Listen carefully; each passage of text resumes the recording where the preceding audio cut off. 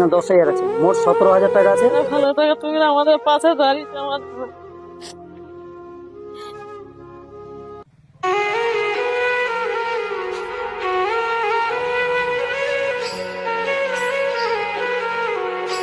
আসসালামু আলাইকুম, আশা করি সকলে ভালো আছো। তো দেখতে পাচ্ছ আমি এর আগের বার একটা ভিডিও পোস্ট করেছিলাম যে মরার গ্রামে এসেছি। মরার গ্রামে আসার পর তার পায়ের পরিস্থিতি এতটাই খারাপ ছিল যে এই হাট মানে এটা দেখাচ্ছিল বাইরে থেকে, এটা দেখা যাচ্ছিল।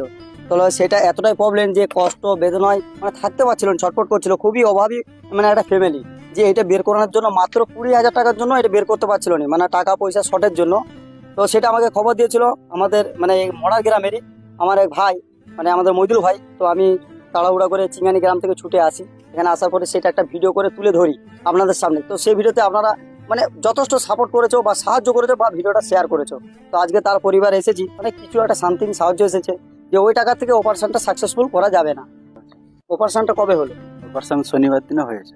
শনিবার দিনও হয়েছে। এখন অপারেশন করার পর পাটা কেমন লাগছে? এখন একটু হালকা লাগছে, আবার রবিবার দিনে ডেকেছে। আচ্ছা, সুবিধা লাগছে যে অপারেশনটা করার পর আগের থেকে যে কষ্ট মানে মানে কষ্টটা কম হয়েছে, এখন এখন একটু সুবিধা আছে। তারপরে আবার শনিবার দিনে রবিবার দিনে ডেকে আবার এটা সেলাই কাটবে, আবার ওতে যে ড্রেসিং হবে।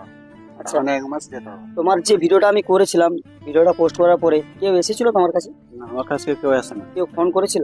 ফোন করেছিল। ফোন করেছিল। তো এখানে যে ডাক্তারবাবু যে তোমার অপারেশনটা করালো, মোট টোটাল কত টাকা খরচা হয়েছে?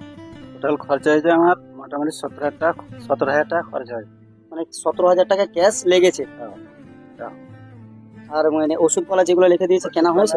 কিনেছি, নিজে নিজে হাত থেকে। তো এখনো তো এই ওষুধগুলো তো হবে না, এখনো তো অনেক ওষুধ লাগে। কিনতে হবে আমাকে, আমার 6 মাস ওষুধ খেতে হবে। 6 মাস? হ্যাঁ। ডাক্তারবাবু কতদিন রেস্ট নিতে বলেছে? আমি রেস্টে নিতে বলেছে, 7 মাস রেস্ট নিতে বলেছে। 7 মাস?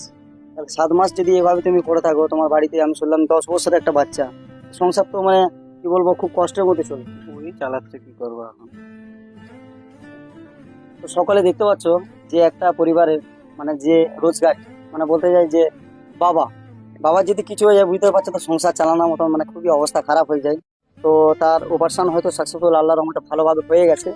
তো আমি তার বাড়িতে এসেছি।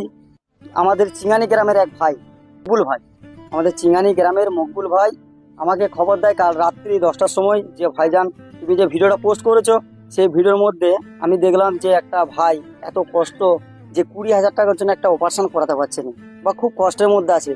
আবার এমন একটা কথা শুনেছে ওই ভিডিওর মধ্যেই যে 3 বেলা তার বাড়িতে খাবার হচ্ছে না,